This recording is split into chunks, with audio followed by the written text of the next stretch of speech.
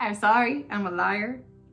I don't know if we want to call that an accomplishment or not. That big instead of that big. All that to say, we're moving together. It's all in Hebrew. Wanting to throw up and cry at the same time. Hi guys, welcome to part 3 of my Nerd Rants Christian movie edition. I said that the part 2 would probably be the last multi-review thing. I completely forgot about the other thing that I was watching. So we have 2 things. It's only 2 this time, I promise. And they're very related because they are covering the same event in Jesus' life. So, I'm sorry, I'm a liar. But this will be good. It was actually very interesting to watch both of these, at least to some degree, right after each other. See the different interpretations and takes on this particular event in Jesus' life. So, one, I watched the Chosen Last Supper. I watched all 3 parts in theaters. It was kind of fun. The way it lined up that those were all getting released in theaters while I was in the midst of this season of my life. So it was very, very fun to go and watch those. I watched the first part with my fiance and then was bored on a Saturday and Chet was going to a different movie, which will get its own rant review thing probably next week or something like that. Anyway, I was going to see a different movie, saw the part 2 was in there, so I on a whim went by myself to the movie theaters for the first time. It was it was fun. Literally, I made it 22 years without ever going to the movie theater by myself. So, I don't know if we want to call that an accomplishment or not. But here we are. And then I went and watched part 3 on Tuesday. Yes, Tuesday. And so I watched all 3 of those in theaters. It was kind of fun to experience it in that way. And in a theater full of a very small group of people, mostly old people. It's kind of fun. But just a very different experience in the movie theaters compared to pretty much every other movie that I've gone to see in theaters. So that was kind of fun. And it was just, I'm used to watching The Chosen on my phone because that's where I have the app. So it's fun seeing it on screen that big instead of that big. And then, then Wednesday, the only night of the week that I don't do things. Jeez. Anyway, Wednesday night, right after watching the final part of the Last Supper, so in the Chosen season, so him going to Gethsemane, finishing the Last Supper, going to Gethsemane, leading up to his arrest. Immediately after watching that, I watch The Passion of the Christ, which picks up in Gethsemane and goes through to technically the resurrection, but we don't really see the resurrection. We just get to be like, he's alive, and that's how it ends. So it was interesting to watch especially those particular parts of it back to back. We'll start with The Chosen because it kind of just one leads right into the other as far as timeline wise, and I watched those first. As always, The Chosen, I admire the creators and the team's ability to balance the biblical accuracy with the changes that are inevitably required to be made when taking something and changing it to a different medium. And I was going through and rewatching the other 4 seasons in preparation for the 5th season coming out, and also for the other reasons, but like it kind of in preparation for season 5 coming out. And, you know, some people, one person in particular, but like I can see where they're coming from. One person kind of complaining about how season 4 goes a little more away from, you know, exactly what the Bible says, all these little details and stuff. And I completely understand where they're coming from. There was a little more like fluff that they added in there, which might be why it's one of the weaker seasons, at least in my opinion. I still think even with everything that has happened in season 5, I will try not to spoil much of anything as far as like what they do to add their whatever to the story. And if I do get into some spoilers, I'll try to remember to give a little spoiler warning for the little spoiler section, but I'll try to keep that to a minimum for those who have not had the chance to see it. But and even with everything that has happened in like season 5 and, you know, everything, I still think the show kind of peaked with that last scene. Well, not the last scene, that scene in season 3 with Jesus walking on water and Peter going out to join him, and the whole parallel between him and Eden doing her ritual cleansing and the going into the water. And that scene is still amazing, and it is still my favorite, and I love it so much. So I definitely think this season, like, that's probably like one of the peak moments in the season. Season 5 is also very good. But yeah, I think the reason season 4 goes a little further away from scriptures with the little details and stuff and a little more creative liberties, I think is because they covered quite a bit, I think, in the first 3 seasons. And then in season 4, because they're trying to put this into 7 seasons, and so he's covered the Last Supper, and then it'll probably be like crucifixion and up to the resurrection, probably, based on how the season went. And then the final season will be like he's resurrected, he's appearing to all of the disciples and kind of leading into Acts, because I know they're planning on making a series for that as well. So yes, but yeah, that's where I was going. So season 4, they covered a whole lot, and I think, it probably was planned that way, but you know, then you realize, oh, we're getting very close to like Palm Sunday. We don't want to be there yet. And so I think in order to make it a reasonable length season and kind of keep with the trend that they've had in the last couple seasons of making it like 8 episodes, they had to stretch the time a little bit, and that's why there was some more creative liberties taken. There may have been better ways to do that, because there are stories that they didn't cover, like the what do we want to call her, prostitute or whatever? I don't know if that's technically the correct term, but like the prostitute lady getting taken before Jesus to be stoned, and his whole that story didn't get covered, so it'd be interesting if that had been covered, or like Zacchaeus didn't make it into the show. So they probably could have drawn it out in different ways using things from the scriptures, even if it's not necessarily following the exact timeline. We don't know the exact timeline. So there probably were more like biblically accurate scriptural ways that they could have drawn it out. I'm not saying that how they drew it out was bad. It was good for like the characters and the story of these people that they've been building up for the last 3 seasons. So it did work, in like the messages and stuff that they worked in and whatever that they were trying to get through did like hold up to like biblical ideals. And so they weren't bad things to be focusing on. But yes, I definitely see where people come from when they're like, hey, this is one of my less liked seasons because they strayed a little more from the scriptures. So I do understand that.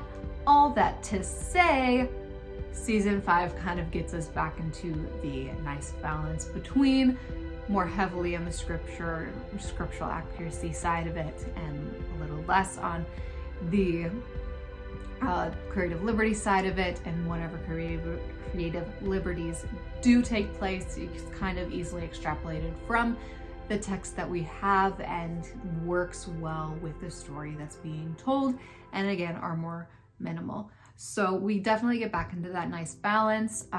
If I were to rank the parts, so part 1 is episode 1 and 2, part 2 is episodes 3 through 5, and part 3 is episodes 6 through 8, I believe. It should be what it is. So if I were to rank the different parts, part 1 is probably lowest on the ranking. It was a good part, but there were some like awkward scenes or like delivery or conversation or whatever that were a little weird, just a little bit weird. They obviously had purpose for being in there and whatever else, but it was just a little bit weird.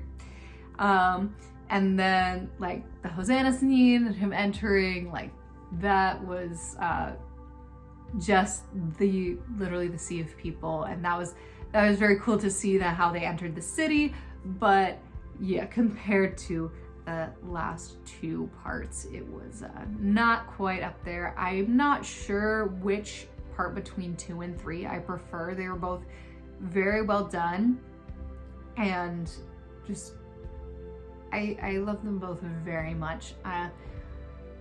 And I don't know. I remember most of the 3rd one because it's the one I've most recently seen. It was like a week and a half between each part that I saw, so it was like, watch this, wait a week and a half so I remember enough of the details and stuff, but not all of the things, and then the next one, and yeah. But part 1 and 2 I think were probably definitely definitely better than the first part in my personal opinion, and just very well done. And it was an interesting format because they always have like the flashback or flash forward scenes where it's either, hey, this is David, or like here's Matthew in like Acts or whatever, and those kinds of things. And so this one, the flash forward scenes were pretty much, I think they were always a teaching from the Last Supper. And then we would jump back to, them entering the city, and we have the events of the week leading up to the Last Supper. And then it was interesting because the format they chose, which kind of, makes sense when it's fun to go back and watch it, is like they were going through the Last Supper in the flash forward scenes backwards. So at the beginning, in episode 1, we start at the end of the Last Supper and the beginning of Palm Sunday. And then we start moving forward through the week and backwards through the Last Supper until we meet up at the last episode. And we show the like the 7th episode, we end with like the beginning of the Last Supper. But now by this point, we've kind of gone all the way through it with the flash forward episodes. So the last episode ends with the end, and then it's Gethsemane. So it was an interesting format, and it took me, I think when I went to see the second part, so it was like the 3rd episode or whatever, technically based on the division, yeah. Probably the 3rd episode, I realized, oh, they're moving backwards through it because we start and Judas isn't there in the first 2 episodes for all of their Last Supper scenes.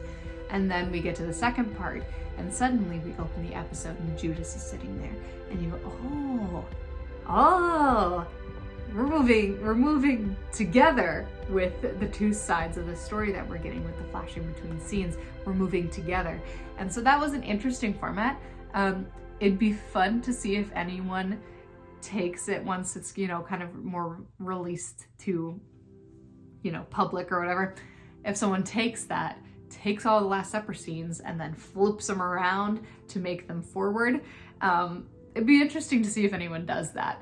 Because I just had that random thought as soon as I realized, oh, they're going backwards. My second thought was, I wonder if someone's going to take that and mix it up after the fact to make it all in order. So we'll see if anyone does it, considering what people take the time to do on the internet. I would not put it past anyone, and I would not in any way be surprised at all if it happened. So it was an interesting format, and yes, they were very well done. I like that we kind of got back more to the balance of scripture then taking a higher role again than the creative liberties, because they're no longer trying to stretch the timeline at all. So yeah, I'm honestly, I'm excited to see what they do with the next parts of this story, because it leads back to like the Passion of the Cross and of the Christ and all of that, and seeing it was done very, like the crucifixion was done very, very, very well in the Passion of the Christ. So it'll be very interesting to see how The Chosen does it similarly, how it does it differently, and how they choose to represent it, because it is a very brutal thing. Like Passion of the Christ is R-rated for a reason, and for the most part, The Chosen has been family friendly. So it'll be interesting to see how season 6 ends up landing, like rating wise, and how like historically accurate are we going with this crucifixion, and like biblically accurate are we going with all of the injuries that he received. Like I have no doubt they will take a lot of these little details that are in the just the retellings of Jesus, the Last Supper, Jesus' arrest, death, whatever. I'm not concerned that they will overlook any major or even minor details in this story. I'm sure they'll take, just considering how they have handled the rest of the show, I think they will take great pains to keep the details very accurate, and include as many as they can. But it'll be interesting to see how they handle the brutality of crucifixion, because it's not pretty and it's awful. And so it'll be, I'm very excited to see how they handle that. I'm also very excited to see how they handle Judas, because if you watched my video where I kind of just ranted through the Gospels, which I think was the first like Bible rant video that I did, because I finished the Gospels and just started going, because I didn't watch anything new that week, so I just started ranting about the Gospels, and it turned out being so fun, and now it's a regular thing. But one of the big things I noticed when I was going through that was in probably every gospel, I can't remember specifically, but I think in every gospel, they mention the fact that, yes, Judas was the betrayer, but he also believed in God and in Jesus. And the key detail that I picked out going through that was, then the devil went into Judas and he went to betray Jesus. So basically, Judas, obviously there's groundwork and all of that, and he goes through and you see greed. That's obviously his like fatal flaw, we'll call it, in the words of Percy Jackson. It's like his fatal flaw is that greed, that fatal sin. And then I really like how The Chosen kind of show he still has that despite everything he's seen, the expectation he has for the Messiah is he's not catching on to Jesus, showing him that it's not, this is not what I want, what you've been taught to expect by everyone, what everyone wants me to be is not who I am. And so having those beliefs kind of lead into him as well. And then we have Satan take advantage of that, enters Judas, takes him, and kind of doesn't necessarily force him to betray Jesus, but in a sense does. Like, Judas was possessed by the devil, betrayed Jesus, and then we know it wasn't entirely of his own free will because he hangs himself after the fact. So which will be another very interesting thing to see how they handle in the next season, because I would think that this happens in the midst of the crucifixion. Jesus isn't even on the cross before Judas hangs himself. So that'll be another interesting thing to see how they handle, because Judas hangs himself until his guts fall out. So yeah, again, I'm expecting a very, very brutal season for the next season of The Chosen, and it'll be interesting to see how they do that. But yeah, I had a point. I was going somewhere with this. Anyway, yes, I like how they got back to the balance in this season. It was very well done. The second and third part were definitely my favorite, just because there were some interesting choices made in the first one. Not necessarily bad, just interesting, and not entirely...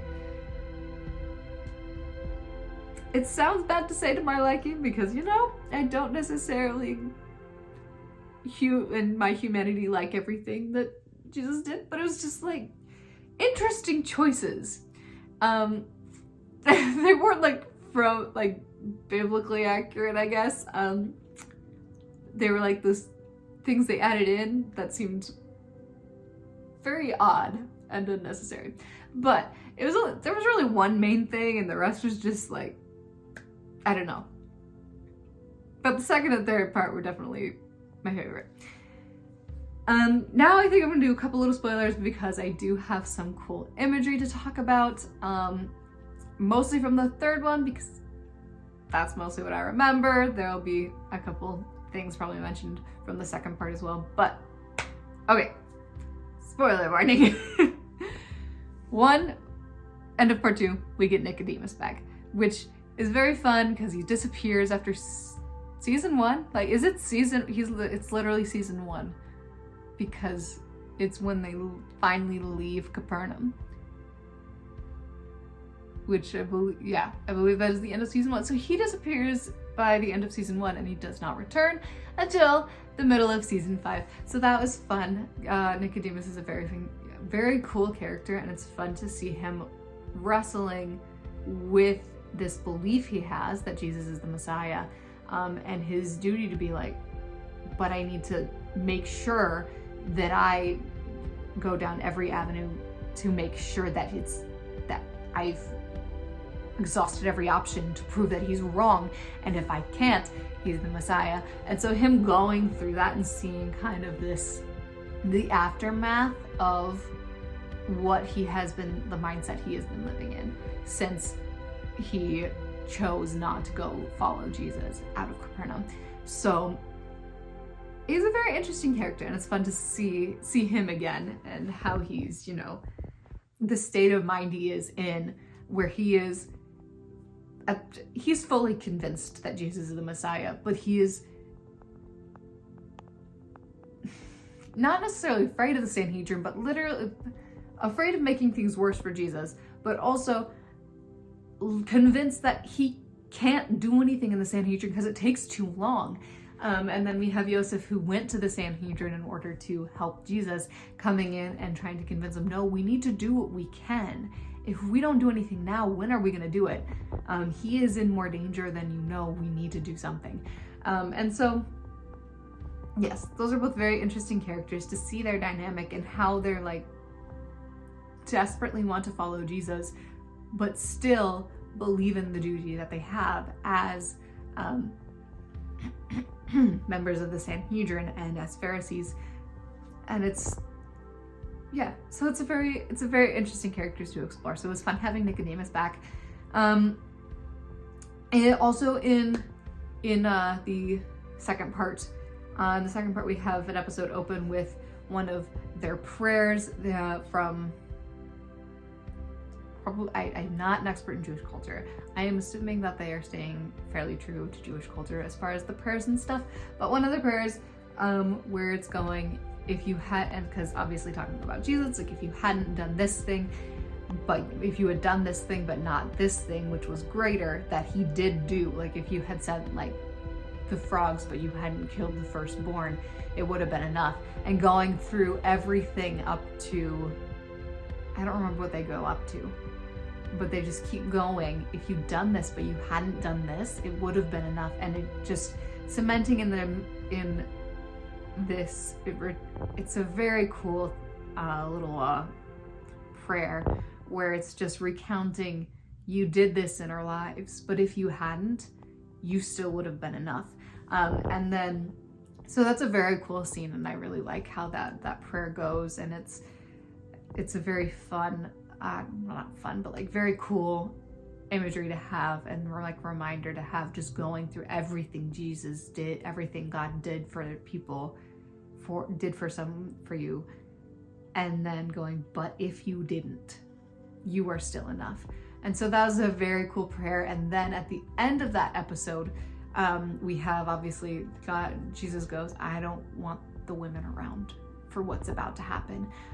So, they leave them at Lazarus's house in Bethany. And he has like this basically a last supper with the women as well.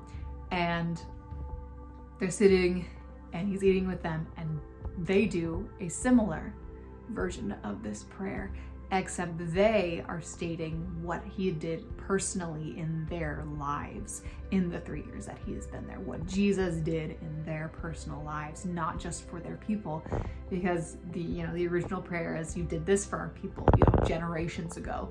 And so it's less personal. And then we have the women come in and they're going, if you'd done this for me, if you had done this for this person, but you hadn't done what you did for me, it would have been enough. And then the next one goes, if you'd done this for her, but you hadn't done what you did for me, it would have been enough. And going around the table with all of the women that were involved in Jesus' ministry so far, just going around going, if you had saved this person, but you hadn't hadn't saved me, it would have been enough.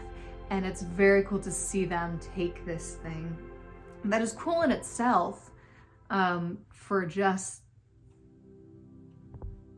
that was meant for their entirety of Jesus' people, and take it and make it personal and make it for each individual woman around that table. It was very cool, and I loved the symbol, like the meaning of the prayer. I loved kind of the symbolism that goes along with all of that, and just recounting everything Jesus did for them and going, but if you didn't, it would have been enough. Probably some of my favorite moments from, like, my favorite parallels in in that season. It was wonderful. Okay, I have like 2 things from the third one, unless my rantings brings up more. But one, this part was really good. And then we get to Gethsemane, like we get an introduction to Mark, because I guess the leading theory is that Mark was the son of the guy who hosted them for the Last Supper. So we are introduced to Mark, and we have, the end of the Last Supper, and we're going to Gethsemane, and we have Jesus praying, and then he goes out, and Peter, James, and John are sleeping. He's like, guys, wake up, goes back, prays, comes back, they're asleep again, so he just leaves them and goes and prays. But it was very interesting in this that he, prays, goes back, wakes them up, and then prays again, comes back, they're sleeping, and they have the camera angle shift, and then it goes around and it's Jesus, and then it looks back at them, and Peter, James, and John are children. In Jesus' eyes, he's looking at them and he sees them as children. And I thought the imagery was so good, because we also see in the Bible the imagery of spiritual infancy and all of that. And so seeing Jesus looking at them, seeing them as children, going, okay, they are, as far as their like faith and their spirituality and all of this goes, they are children. I've only been with them for 3 years. They have only been learning this new way of life for 3 years. They are children in the sense of spirituality, in the sense of their faith. They are amazing people and they have great faith, but they are still children because they haven't had the time and to understand and to take in. And so it's a very cool imagery, and I really liked how they did that and how they showed that. That was very cool. And then the other thing, and this one leads into the Passion of the Christ. I told you they led into each other, but it's, his prayer scenes in the garden. They are represented slightly differently between the Passion of the Christ and The Chosen. in The Chosen, we have him praying, and it uses that line, God sent an angel to strengthen him. And so he prays the first time, he sees Abraham on his way up the mountain with the intent to obey God and sacrifice his only son to him, to God. And he sees that and he goes, okay, you made a way for them, so if there's any chance, take this cup from me, but not my will, but yours be done. Goes, wakes up the disciples, comes back, and he's praying, and he has a vision of, dang it, now I'm gonna blank, Ezekiel standing among the dry bones, and he goes, can these dry bones come alive? And Ezekiel looks at him and goes, only you know that, implying only if you obey. And then goes out, sees them, sees Peter sleeping, Peter and so sleeping, goes, they're children of faith, I will let them rest. Whatever, goes off, prays again, and this time sees Joseph, his father, and gets comfort from his father, and finishes his prayer, goes, okay, here they come, I'm ready.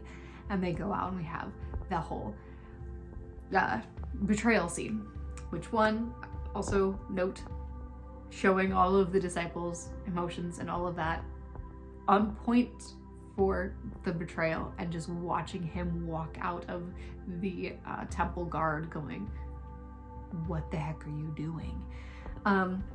And then so we have that with him being strengthened by these angels, or whatever we want to call them, these visions of past righteous people following God and comforting him and strengthening him, and bringing him to the resolve of, okay, here we go, not my will but your will be done, God. And then we have in the Passion of the Christ, he is praying fervently, he is desperate, he is going, not my will but yours be done. He is praying and just, he's about to go to his death, a horrible death. He knows exactly what's going to happen. He doesn't want it to happen because he is still human, and so pleading with his father. And in the Passion of the Christ, instead of having angels coming to strengthen him in these visions of past prophets and whatever else, we have Satan standing over him as he sprawled out on a rock on the ground, going, you can't do this. This burden is too heavy. No one will ever be able to take this weight. No one can bear this burden because it is too much.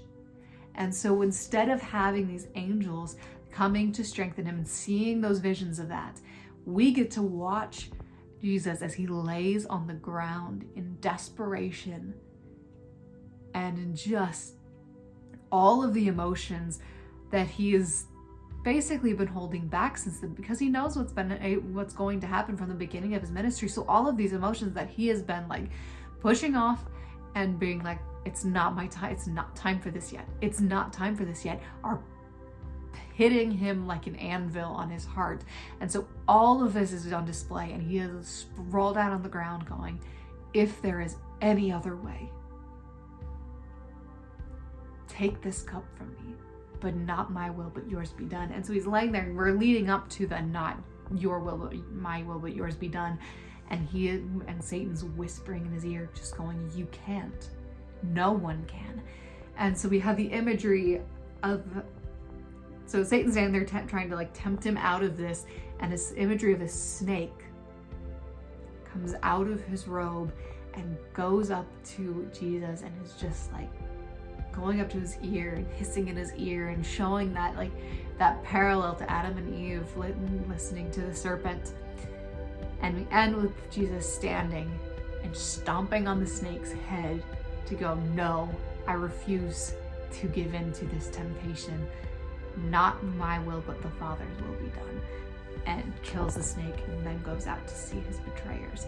And so it's very different imagery of, how things could have gone in the garden. We have one with we seeing the encouragement, and we have another showing the temptation in this last moment, and Satan seeing this chance to take something away, and take something away from God, and seizing it.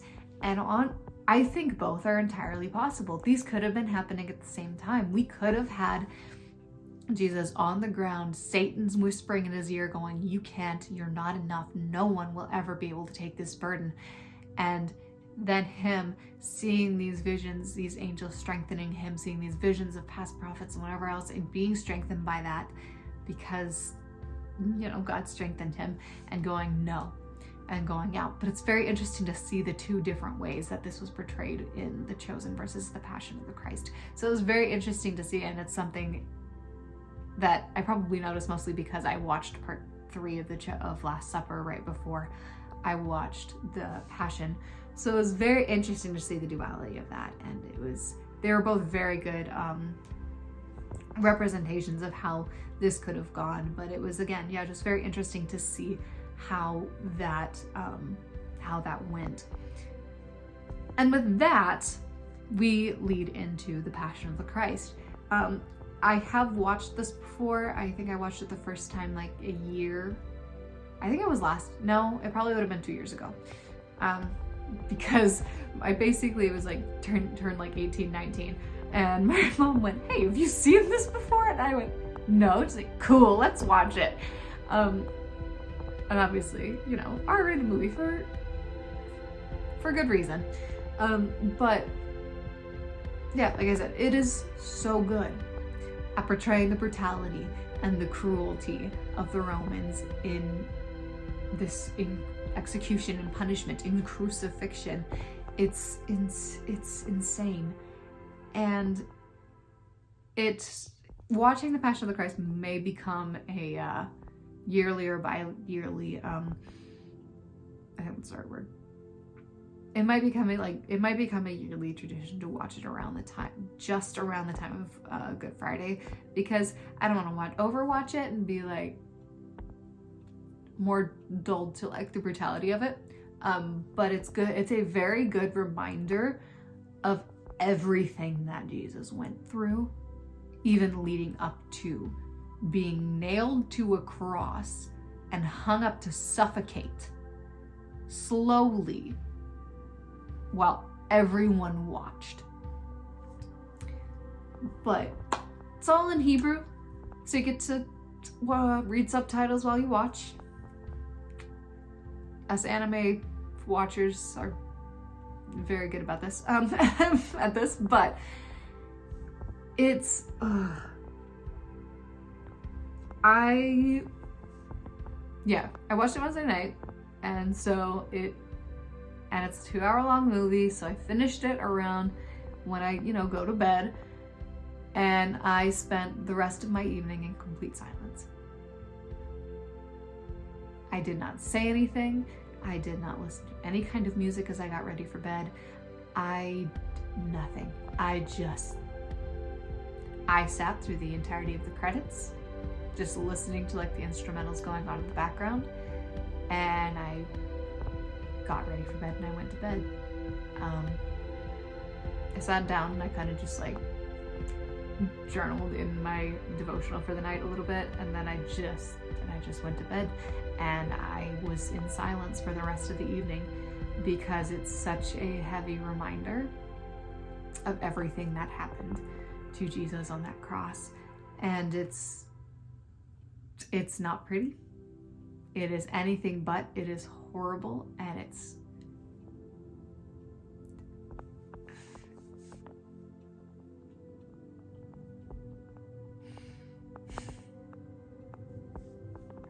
this is one of those movies that you can't really review or explain. All you can do is like recommend it, say I liked it because, and let people experience it for themselves, because it's insane. It's so insane to witness all of these different things. A very probable way that his crucifixion could have gone, and all of the suffering that he went through, watching his mother watch him, and it's just crazy, and it's brutal, and it's gory.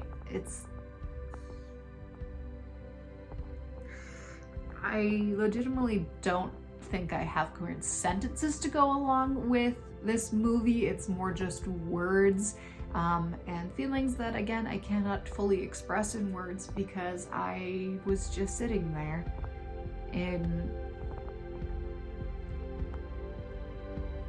I don't know, not really shock, but it kind of felt like I was sitting there wanting to throw up and cry at the same time, because it is the reality of what he went through for us. And it's, yeah. So it's very good. I really, really like this movie, and it's definitely something that will become like an every year or every 2 year, depending on life. But like, I will definitely be watching this on a regular basis around this time of year, just as a reminder of this is what he went through for me and for literally everyone. He chose to take on the burden of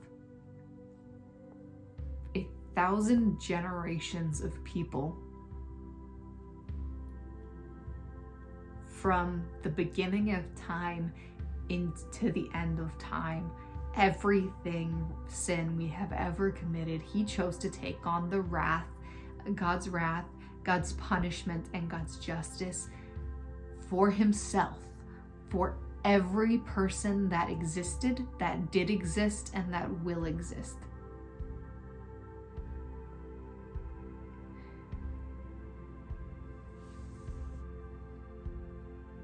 And then, to defeat death, to literally just basically shoot Satan in the head, he came back.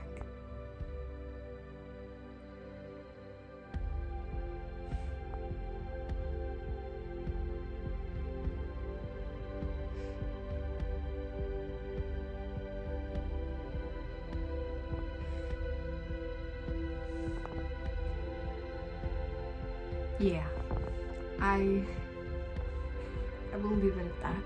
I don't have a lot of thoughts surrounding this, or specifically this particular project. It's in my first Christian movie audition, Nerd Rants, I said, in the thumbnail it goes, it doesn't need reviews, it needs to be experienced. And that's true, but I could review those things. I could talk about those. I had words and coherent sentences for those. I don't for this. This is truly something that you can't review. All you can do is go in and experience it. So, yeah. Those are my thoughts on The Chosen, Last Supper, and the Passion of the Christ. Feel free to share yours in the comments. Continue this discussion. I will gladly join you down there. But yeah, I hope you all have a wonderful Easter season and are able to enjoy every moment of it in community, through the morning of Good Friday, through the silence of Saturday, and the eventual joy of Resurrection Sunday.